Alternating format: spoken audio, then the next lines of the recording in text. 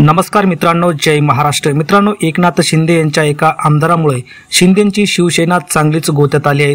तसेच मित्रपक्षांना देखील याची अडचण होणार आहे। मित्रांनो, काय सविस्तर बातमी आपण जाणून घेऊया व्हिडिओच्या माध्यमातून।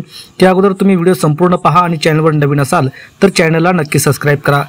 लोकसभा आणि विधानसभा निवडणुकीत दोन्ही शिवसेनांमध्ये जोरदार संघर्ष पाहायला मिळाला। लोकसभेत दोन्ही शिवसेनेचा स्ट्राइक रेट जवळपास सारखाच राहिला, तर विधानसभा निवडणुकीत एकनाथ शिंदेंची शिवसेना पूर्णपणे वरचढ ठरली। शिवसेनेने 57 तर ठाकरे सेनेने 20 जागा जिंकल्या। आता मुंबई महापालिका निवडणुकीच्या तोंडावर शिंदे सेनेचे ज्येष्ठ नेते रामदास कदम यांनी बाळासाहेबांच्या पार्थिवावर मुद्दा काढला, त्यामुळे शिंदेंचं मोठं नुकसान होण्याची शक्यता आहे। शिंदेंचा मित्रपक्ष असलेल्या भाजपला देखील याची झळ बसू शकते।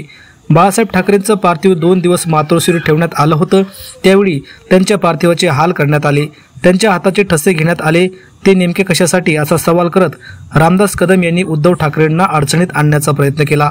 मात्र त्यांच्या आरोपाचं टायमिंग पूर्णपणे चुकल्याची राजकीय चर्चा वर्तुळात आहे।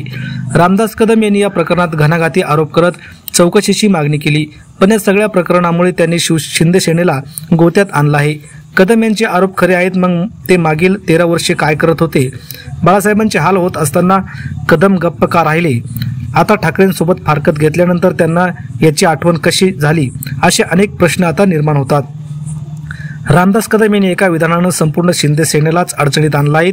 एकनाथ शिंदे यांच्यासह गुलाबराव पाटील, संजय राठोड, दादा भुसे, विजय शिवतारे, दीपक केसरकर आणि अर्जुन खोतकर या सगळ्या जणांच्या नैतिकतेवर कदमांनी एका झटक्यात प्रश्नचिन्ह उपस्थित केलं आहे। कारण ही सगळी मंडळी बाळासाहेब ठाकरेंच्या निधनानंतर पुढे मंत्री झाली। या सगळ्यांची निष्ठा जर बाळासाहेबांच्या पायाशी होती तर मग त्यांनी हा सगळा प्रकार सहन का केला? तो पाहून ते गप्प का बसले? असे प्रश्न उपस्थित होतात।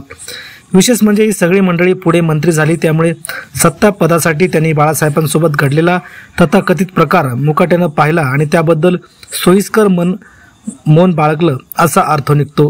त्यामुळे आता हा शिंदेंना, तसेच शिंदेंच्या मित्रपक्षांना व तसेच शिंदेंच्या मंत्र्यांना मोठा फटका आणि अडचणीत आणल्याचं चित्र समोर आलं आहे। यावर आपल्याला काय वाटतं? आपल्या प्रतिक्रिया कमेंट बॉक्समध्ये नक्की व्यक्त करा।